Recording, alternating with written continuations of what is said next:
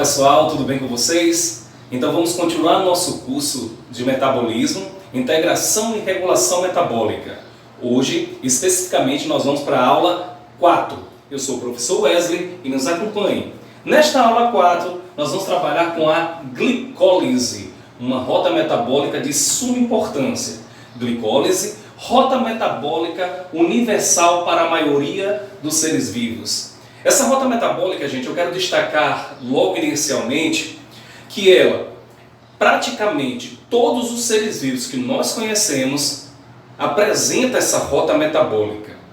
Essa rota metabólica, ela se conservou no decorrer da evolução, desde os procariontes até os eucariontes mais complexos, a exemplos mamíferos. Então, a rota metabólica, que se nós olharmos do ponto de vista evolutivo, ela sofreu uma pressão seletiva e se conservou no decorrer da evolução. Logo, ela tem uma importância formidável para os seres vivos. E nós vamos ver que essa rota metabólica realmente tem os seus diferenciais, é de suma importância, desde micro-organismos até organismos mais complexos, como os mamíferos. Essa rota metabólica, gente, é encontrada no reino Monera. Os representantes do reino Monera apresentam assim a rota metabólica glicólise. Os protoctistas apresentam essa rota metabólica também. O reino das plantas, as plantas que nós conhecemos hoje, apresentam a rota metabólica glicólise. O reino fungi, os fungos representantes, também apresentam essa rota metabólica. E todos os animais que nós conhecemos apresentam sim essas rotas metabólicas, essa rota metabólica glicólise. Então, se é uma rota metabólica que é encontrada em diferentes níveis de complexidade dos seres vivos, é uma rota metabólica de fundamental importância para o metabolismo. Veja que interessante, falamos especificamente agora de mamíferos. É interessante notar que alguns tecidos do nosso organismo ou células, elas só se alimentam exclusivamente de glicose. Logo, esses tecidos e essas células devem, com certeza, compreender uma atividade notável da glicólise. Então, você pega como exemplo as hemácias, tecido nervoso, medula óssea, espermatozoide.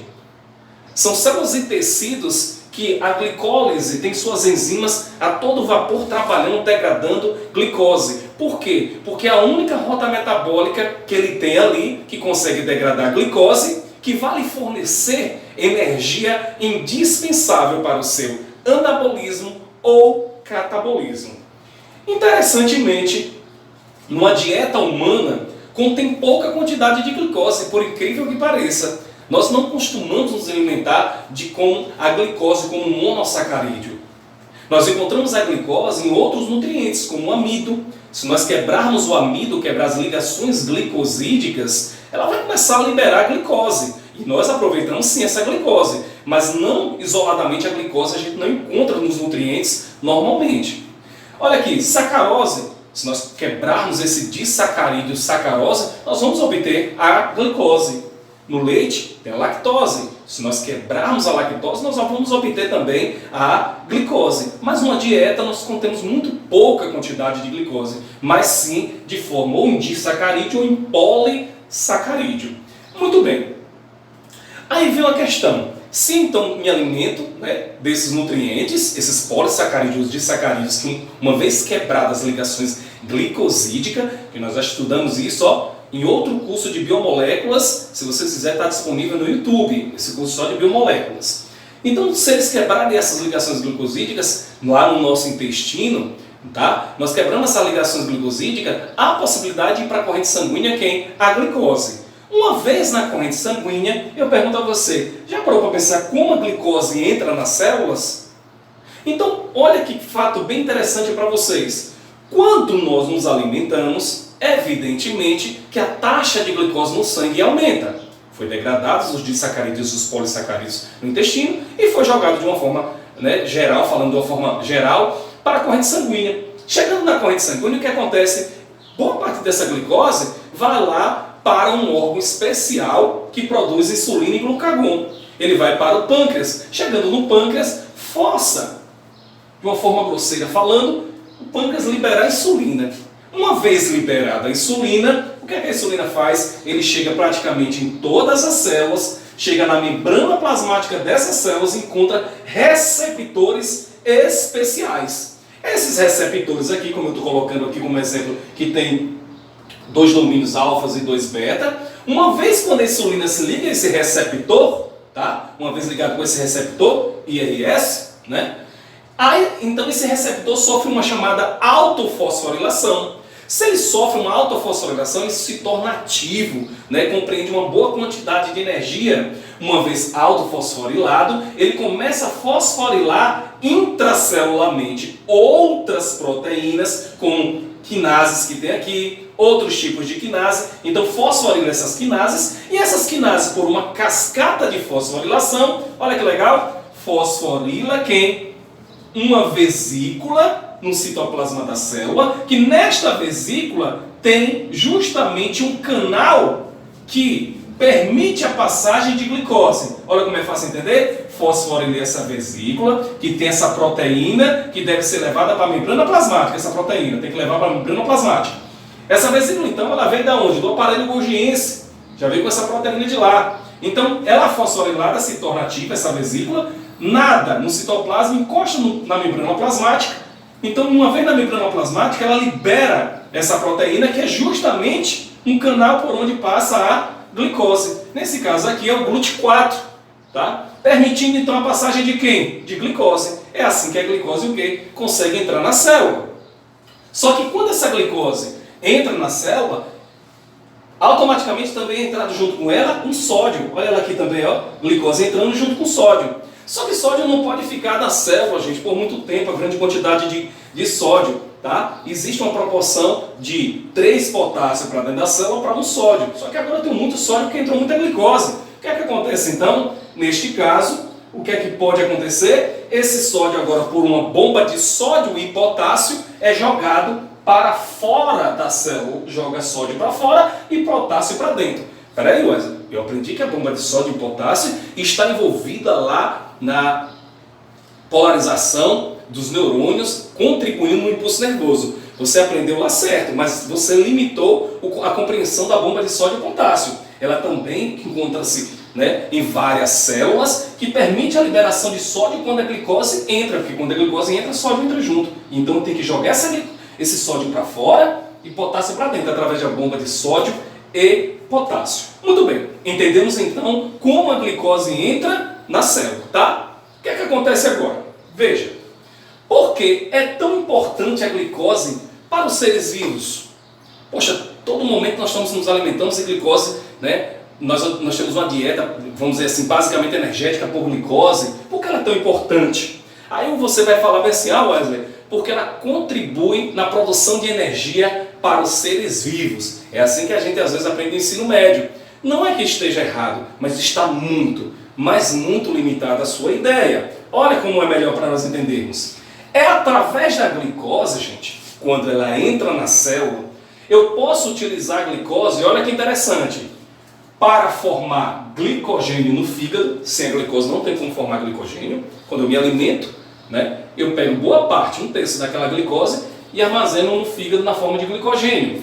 Eu posso pegar essa glicose e converter em ribulose 5-fosfato por uma via metabólica que nós vamos estudar, chamada via dos fosfatos, das pentose fosfato, tá? Então converte em ribulose 5-fosfato e essa ribulose pode ser usada para a síntese de DNA e de RNA. Então, se não tivesse a glicose, eu não tinha como produzir a ribulose. Se eu não produzo a ribulose, eu não tenho como produzir nucleotídeos, DNA e RNA. A glicose também, ela pode ser usada para a produção de quem? De lactose em mamíferos. Eu posso usar a glicose também, convertendo em glicerol, e esse glicerol é de suma importância para a produção de triacilglicerol, que é um tipo de lipídio de armazenamento. Então veja, DNA, triacilglicerol, que é um tipo de lipídio, glicogênio, todos eles até agora nós estamos vendo que ele é de suma importância e é produzido a partir de quem? Da glicose.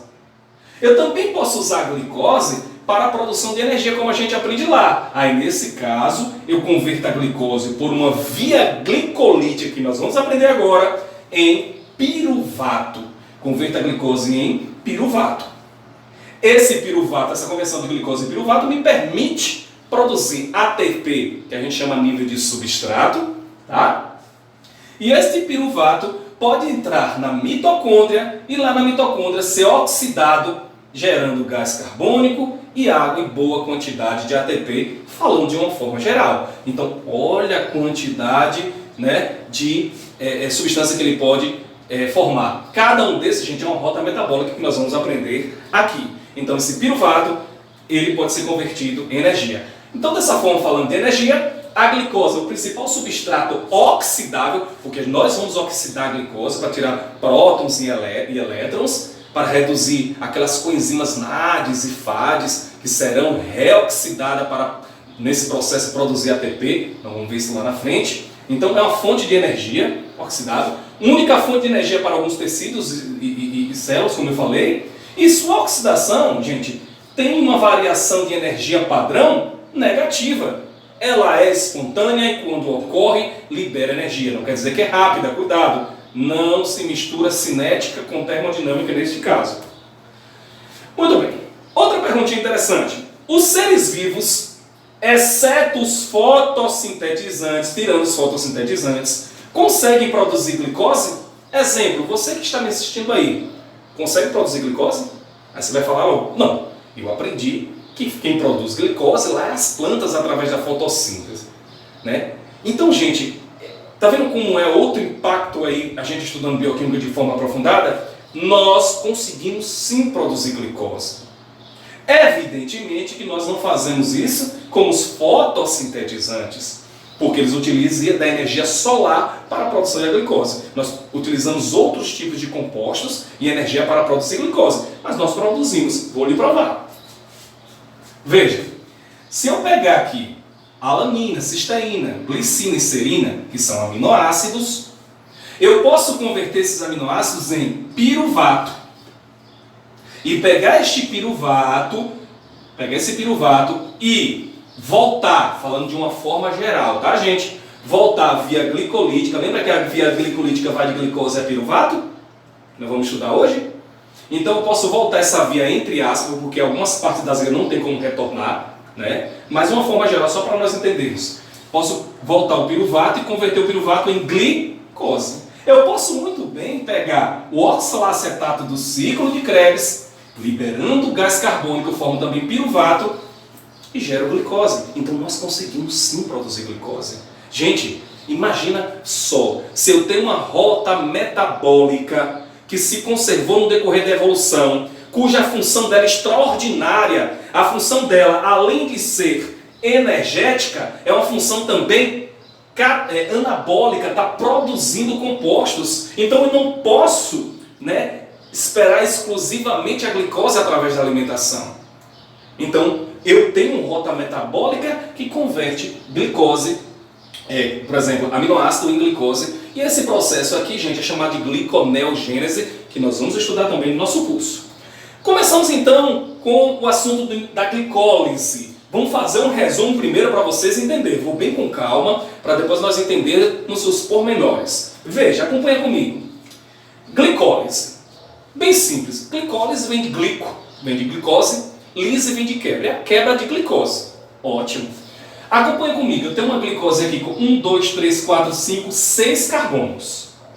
Essa glicose, então, ela com certeza, porque eu estou vendo ATP aqui gerando ADP, ela é fosforilada, tá? Formando glicose 6-fosfato, depois convertendo a glicose 6-fosfato em frutose 6-fosfato, essa frutose 6-fosfato em frutose 1,6 de fosfato. Então essa fosforilação da glicose em frutose, que a frutose passa a ter 2-fosfato, foi à custa de ATP. Então, para iniciar a glicose, eu vou ter que usar o ATP. Eu vou tornar essa molécula ativa. Essa frutose com 6 carbonos, ela é quebrada, porque tem enzimas para isso, nós vamos ver detalhes na instante. E aí, uma vez quebrada, o que é que acontece? Eu consigo converter o que quebra aqui, vai formar 2 compostos de 3 carbonos. Esse composto de 3 carbonos, ao longo da via, ele é oxidado. E quando ele é oxidado, além de ser oxidado, produzindo NAD reduzido, que vai produzir ATP, no decorrer do processo, eu ainda converto ADP em ATP, ou seja, recuperando o ATP que eu investi. Então, esse composto de 6-fosfato aqui, ou de 6 carbonos é quebrado, formando 2 piruvatos, o ácido pirúvico. Mas nesse processo eu formo de um lado aqui NAD reduzido e ATP. NAD reduzido e ATP. Então quer dizer que a glicólise, resumidamente, é uma via metabólica que gera 2 ácidos pirúvicos, com cada um com 3 carbonos, consegue gerar 4 ATP, só que você usou 2, então só ficou um saldo de 2. E consegue gerar também quem? Os NADs. Olha aqui os NADs, ó. 2 NADs reduzidos que podem ir lá para a cadeia respiratória para produzir mais ATP. Então a via metabólica é importantíssima do ponto de vista energético.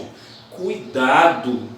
Essa via também ela é importante para outras coisas. Ó. Quando eu pego a glicose e formo glicose 6-fosfato, eu posso usar a glicose 6-fosfato para quê, Wesley? Para a via das pentose e fosfato, gerando a ribulose, que vai contribuir na produção de nucleotídeo e ácidos nucleicos. Eu posso pegar a glicose 6-fosfato e converter, sintetizar amido em plantas ou sintetizar glicogênio no nosso fígado, no nosso músculo. Então, eu posso pegar a glicose 6-fosfato e descer da via metabólica e formar dihidroxacetona, o gliceroldeído que vocês vão ver no instante, que pode ser utilizado isso aí, ó, para gerar glicerol, que é de fundamental importância para produzir o triacilglicerol, que é um tipo de lipídio. Então, peraí, a via da glicólise era central no metabolismo, não só energético, não só catabólico, mas anabólico, para produzir também compostos. Sem essa via eu não consigo produzir outros compostos, gente. Tá? Então, essa via metabólica, falando de uma forma geral, é isso. Ela ocorre nos citoplasmas das células, ela tem 10 reações, que nós vamos ver detalhadamente agora, mas eu posso dividi-la em 2 partes. Essa primeira parte aqui, ó, de glicose, a glicose 6-fosfato, eu chamo fase de investimento, porque eu estou investindo ATP. E é uma estratégia, gente. Eu fosforilo a glicose para ela não sair do fígado, senão ela sai do fígado facilmente. Então, fosforilando, eu evito o corpo gastar energia para não deixar a glicose sair do corpo, das células, tá? E tem uma fase de rendimento, que é aqui quando é quebrado em 2 até formar o ácido pirúvico. Não quebrar em 2 compostos com 3 carbonos. E a partir daí eu chamo de rendimento, por quê? Porque a partir daqui eu consigo pegar os meus ATPs que eu investi e ainda ter de saldo 2 ATP, tá? Então, e ainda gerar NAD reduzido para produzir mais ATP lá na cadeia respiratória. Resumidamente, é isso. Dessa forma, eu posso falar outra coisa ainda, mas ó, a partir da glicose, eu formo 2 piruvatos. Esse piruvato, se tiver oxigênio na célula, ele vai para a mitocôndria, gerando acetil-CoA, e esse acetil-CoA vai para o ciclo de Krebs, formando vários NADs e FADs reduzidos que vão de novo para a cadeia respiratória, que vai produzir quem lá na cadeia respiratória? Vários ATPs. Na ausência de oxigênio, numa hipóxia tecidual, esse piruvato ele pode gerar quem? Lactato. Ele reoxida os NADs, porque ele reoxida, lembra da nossa aula passada? Para a via glicolítica não parar, que é de glicose a piruvato, que é a via glicolítica. Eu posso reoxidar os NADs gerando lactato, e a via glicolítica continua. Ou posso produzir etanol, o indivíduo pode produzir etanol, por exemplo, um micro-organismo. Todas as duas aqui eu tenho fermentação alcoólica e fermentação láctea. Mas tudo dependendo de quem? Dependendo da via glicolítica para ocorrer, que é de piruvato, de glicose a piruvato. Ok? Bom resumo para nós entendermos, né? Para detalhar mais um pouco, ó, se eu pegar o ácido pirúvico, que é o piruvato, que é o produto da glicólise, entra na mitocôndria, forma acetil-CoA, né? Esse acetil-CoA gira aqui no ciclo de Krebs, falando de uma forma geral, tá? A gente vai ter aula sobre isso. Produzindo vários NADs e vários FADs reduzidos que são utilizados lá na cadeia respiratória.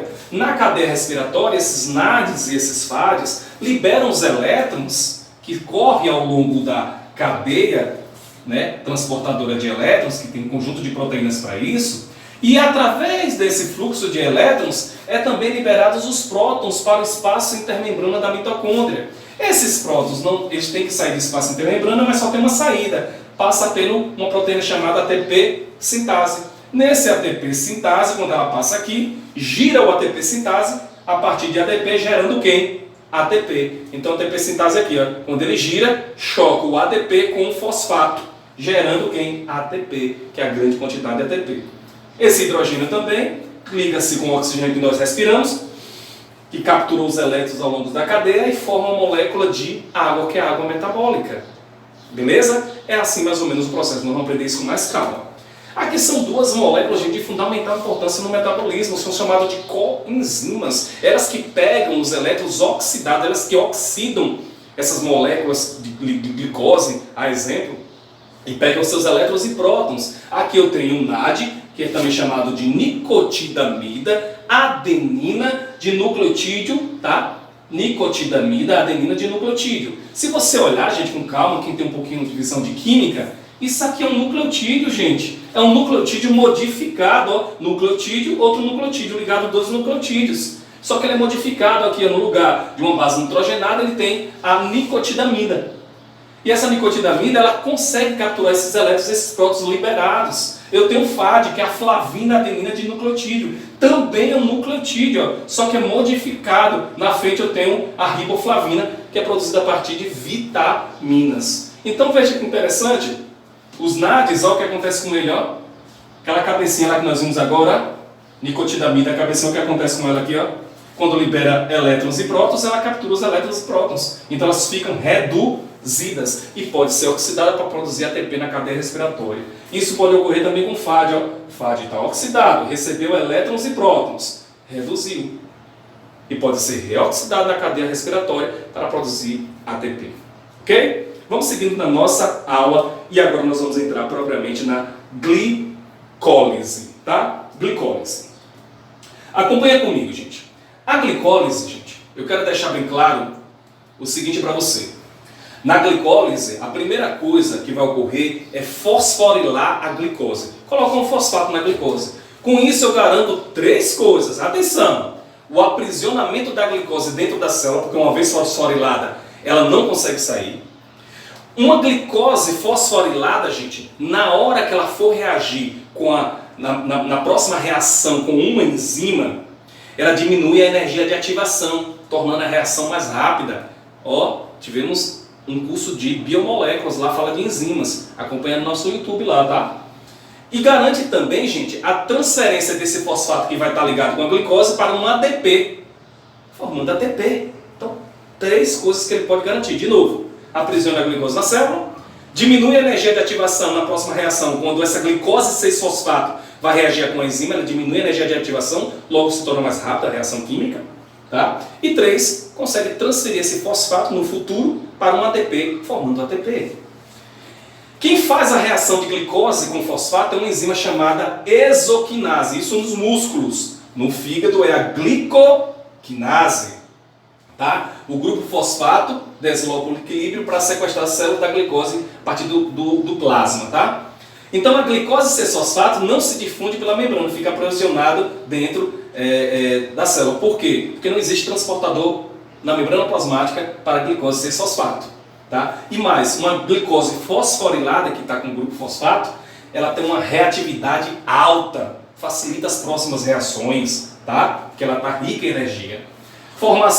Na sequência vai formar frutose, que é o final do processo, nós vamos ver neste instante. Tá? Então vamos ver a primeira reação? Olha como é simples, nos acompanha. Glicose reagindo com quem? Com um ATP. Se eu botasse para ela reagir com fosfato, a variação de energia de Gibbs, gente, seria positiva. Mas quando eu coloco para reagir com ATP, a variação de energia padrão ela é negativa, uma reação espontânea. Cuidado! Você está vendo só uma seta. Essa é uma reação, gente, extremamente espontânea. E ela não posso mais pegar glicose e converter em glicose 6-fosfato em glicose. É uma reação, vamos dizer assim, de mão única.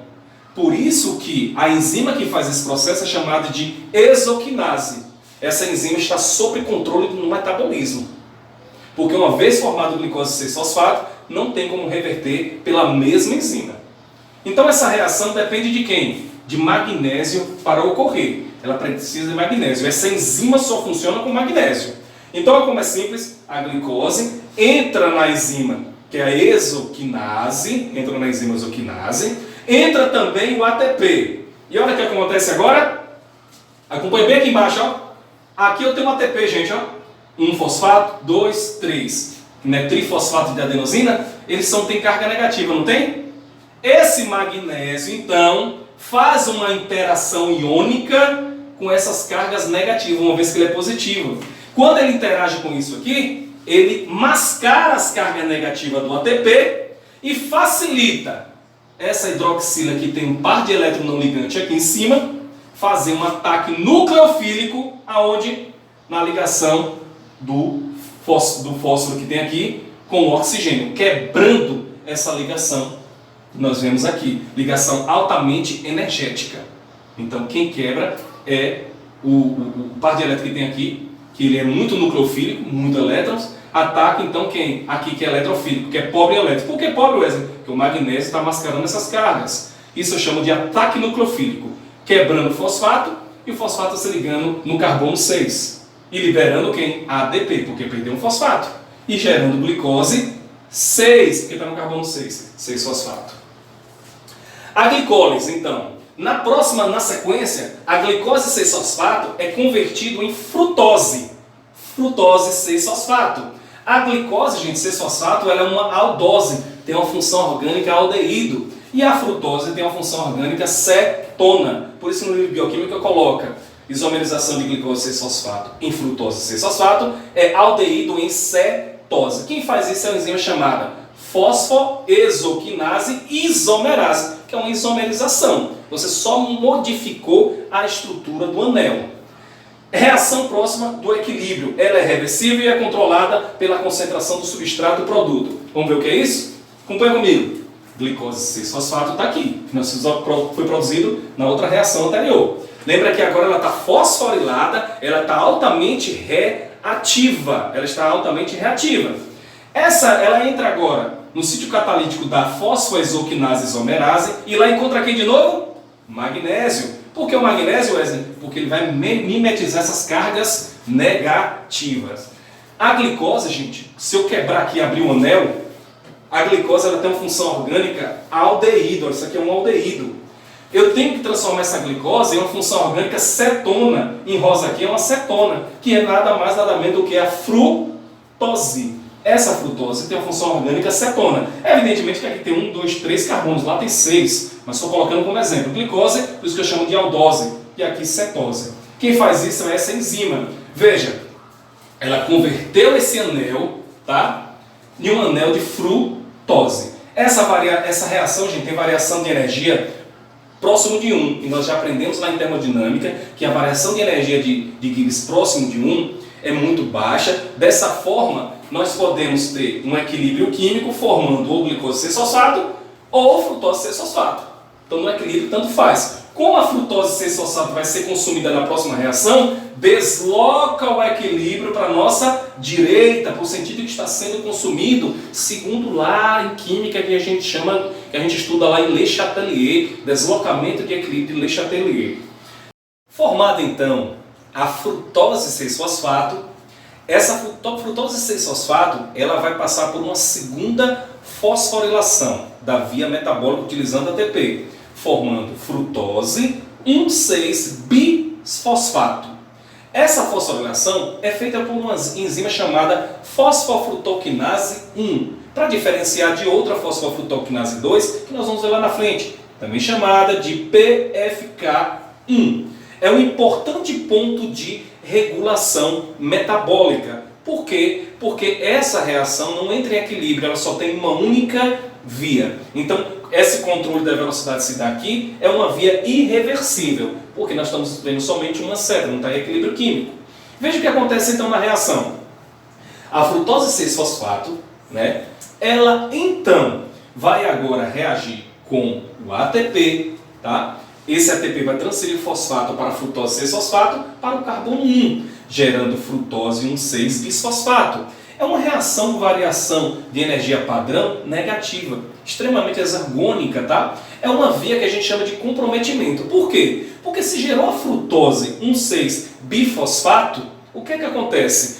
A via glicolítica ela vai finalizar. Vai formar o piruvato? Sim. Porque se eu tenho frutose 1,6-fosfato, a via ainda não está completamente comprometida. Por quê? Porque essa frutose pode voltar à reação anterior, gerando glicose, 6-fosfato, e pode ser utilizada para a síntese de ribulose, para sintetizar nucleotídeos, DNA e RNA. Pode ser utilizado a frutose para gerar glicose, 6-fosfato, e essa ser utilizada para gerar glicogênio, ou gerar glicose, retornar à geração de glicose, ou gerar gliceraldeído, enfim, não importa. Quando a frutose 6-fosfato forma a frutose 1,6-bisfosfato, é uma via de comprometimento, ponto de regulação metabólica. Não esquece que é também utilizado o magnésio para neutralizar as cargas negativas do ATP e ocorrer um ataque nucleofílico da hidroxila para com a ligação entre o fosfato, tornando então esse fosfato sendo transferido para o carbono 1 da frutose, gerando a glicofrutose 1, está no carbono 1, 6, no carbono 6, bis, que são 2, fosfato. Próxima fase então, o que é que vai acontecer? É uma via bem interessante. Essa frutose 1,6-bisfosfato, ela é quebrada, ela tem 6 carbonos, é quebrada em 2 compostos, cada um com 3 carbonos, por uma enzima chamada de aldolase. É uma reação reversível que gera 2 produtos. Vamos ver aqui com calma essa via metabólica. Olha o que acontece com ela. Frutose 1,6-bisfosfatos, tá? É uma reação está em equilíbrio químico, pode reação direta ou inversa pode ocorrer, tá? A frutose então quebra gerando dihidroxiacetona com 3 carbonos, fosforilado, e a gliceraldeído 3-fosfato também fosforilado. Essa reação, gente, se você olhar aqui, a variação de entalpia dela é 23. É uma reação que é mais fácil você ter, esses 2 compostos do que a frutose 1,6-bifosfato. Entretanto, é gerado esse composto. Por quê? Porque o gliceraldeído ele vai descer a via metabólica para formar piruvato. Então, sempre ele vai ser consumido, deslocando o equilíbrio para a nossa direita, segundo Le Chatelier, para onde está sendo consumido. A dihidroxiacetona, a via glicolítica não utiliza. Pode ser utilizada a dihidroxiacetona, para gerar glicerol, e esse glicerol ser utilizado para a síntese de lipídio triacilglicerol.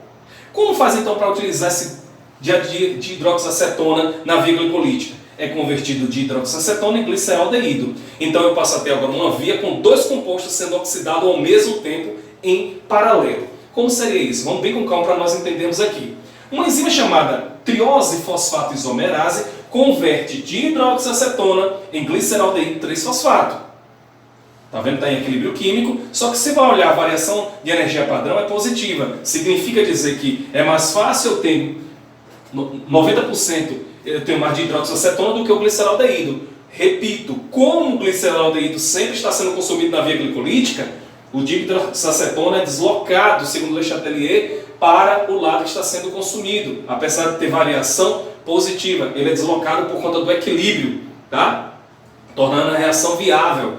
Então, sempre é transformado de hidroxiacetona em gliceraldeído. Então, eu passo a ter 2 compostos, 2 gliceraldeídos, descendo a via glicolítica, sendo oxidado paralelamente. O que é que nós temos agora de balanço da primeira fase, que é de investimento, né, da glicólise? Lembra o que é que aconteceu? Balanço geral. Utilizei uma glicose com 6 carbonos.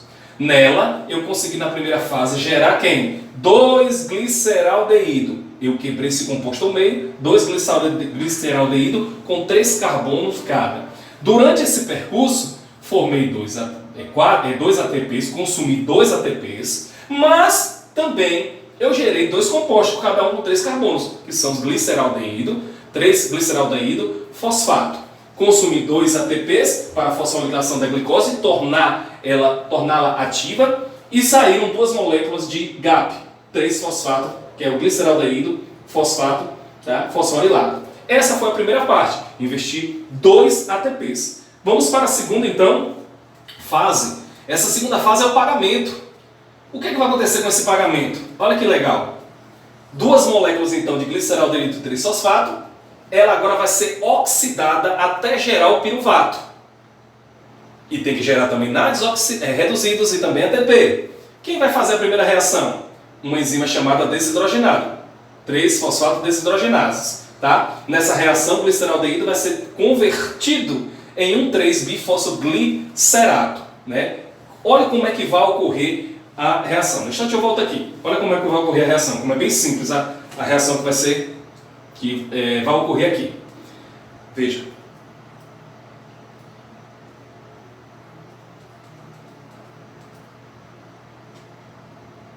Olha a reação. Gliceraldeído 3-fosfato vai reagir com fosfato inorgânico, não é com ATP. Logo já dá para prever que a variação de energia é 6. Poxa, Wesley, se é 6 não ocorre no sentido que está sendo formado, ou seja, não espera-se que o gliceraldeído reaja com fosfato e forme quem? Um 3-bifosfoglicerato. Espera-se que um 3-bifosfoglicerato forme gliceraldeído. O sentido seria inverso, o oposto da reação, mas ocorre. A enzima que faz isso aqui é uma desidrogenase. Olha, neste instante eu vou explicar por que isso ocorre. Acoplamento de reações. Calma aí que nós vamos entender. Nessa reação, o fosfato reage com o gliceraldeído, mas também é oxidado pela enzima. Esse gliceraldeído ele libera elétrons e prótons. Olha essa aqui, ó. Repare esse aldeído aqui, o que aconteceu com ele. Ele liberou o hidrogênio, o elétron e o próton. Quem pegou o elétron e o próton foi quem? O NAD, que estava oxidado e passou um NAD reduzido, que vai ser utilizado na cadeia respiratória para produzir ATP. Muito bem, formando esses dois compostos. Por que um 3? Porque o fosfato está no carbono 1 e outro está no carbono 3. Por isso, bifosfoglicerato. Fosfoglicerato. Reação termodinamicamente não espontânea. Mas olha a próxima reação que vai acontecer com esse composto aqui, ó. Uma enzima chamada de quinase pega um 3-bifosfoglicerato que foi formado na reação anterior, pega o ADP e transfere fosfato do 1,3-bisfosfoglicerato para o ADP, transformando o ADP em ATP. Essa reação precisa de magnésio para ocorrer por sítio catalítico, porque, lembra lá, para mimetizar as cargas negativas. Aí ocorre a formação de quem? Se ele liberou um fosfato, só ficou 3-fosfato, 3-fosfoglicerato, fosfoglicerato. Essa reação, gente, ó, a variação de entalpia dela é extremamente exergônica, menos 18. É muito favorável. Aí você tem um acoplamento de reação. Aquela primeira reação que formou um 3-bifosfoglicerato, tá? Ela é variação de energia padrão mais 6 aproximadamente. Já a formação de um 3-bifosfoglicerato para 3-fosfoglicerato, ela é negativa. Se eu somar aqui as duas, gente, dá a variação menos 12. Então o acoplamento de reação faz com que a primeira, que é positiva, se torne negativa para ocorrer a reação subsequente. Qual é a próxima fase agora? Então, esse 3-fosfoglicerato agora, ele entra numa fase para ser convertido no final em piruvato. Como é que ocorre isso? Vamos ver? 3-fosfoglicerato com auxílio do magnésio, utilizando uma enzima chamada de fosfoglicerato mutase. Esse magnésio aqui mimetiza essa carga negativa, vai estar no sítio catalítico. Olha o que vai acontecer? Tira o fosfato do carbono 3 e coloca o fosfato no carbono 2. Essa conversão ela tem variação de energia não espontânea. Mas, no entanto, esse produto aqui ele vai ser consumido para a próxima reação. E qual seria a próxima reação? O 2-fosfoglicerato, formado anteriormente, sofre uma desidratação por uma enzima chamada enolase, formando fosfenol piruvato. Reação também não espontânea. Mas e por que ela ocorre, Wesley? As duas? Porque esse produto aqui também vai ser consumido para formar o piruvato. É um produto sendo consumido na sequência, tá? Então veja, ó, o que acontece. 2-fosfoglicerato está sendo consumido para formar quem? O fosfenol piruvato. Esse fosfenol piruvato vai ser consumido para gerar piruvato. Então desloca todo o equilíbrio no sentido que está sendo consumido, mesmo sendo tendo uma variação de energia positiva, a reação ocorre porque no equilíbrio químico vai ficar menor do que 1, tornando negativo. Isso nós aprendemos lá em termodinâmica, tá? Qual o próximo passo? Agora o próximo passo, formar quem? O nosso outro ATP. Olha só, o fosfenol piruvato agora reage com quem? Com o ADP, por uma enzima quinase. Com certeza a enzima vai precisar de quem? De magnésio para mimetizar a carga positiva, mas ela também precisa de quem? De potássio. Então esse fosfato é transferido para o ADP, formando ATP. Se tirou o fosfoenol, só formou quem? O piruvato.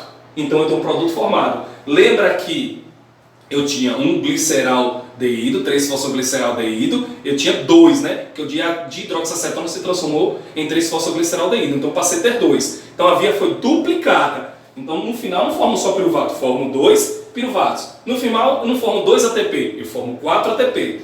Como eu estou devendo 2 porque foi investido no início, de lucro eu tive quem? 2. Então a via metabólica, principalmente para o micro-organismo, de suma importância para se ter ATP para os processos tanto os anabólicos quanto catabólicos, porque é uma molécula que torna as reações termodinamicamente favoráveis. Então, qual é aquele balanço que nós temos no final?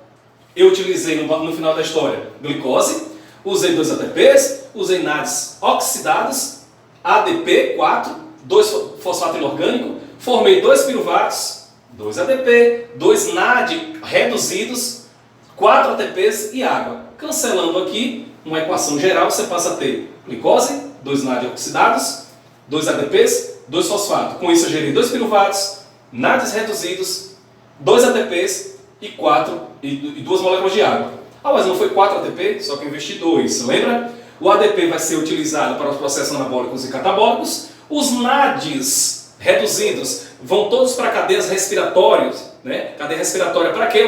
Para serem oxidados.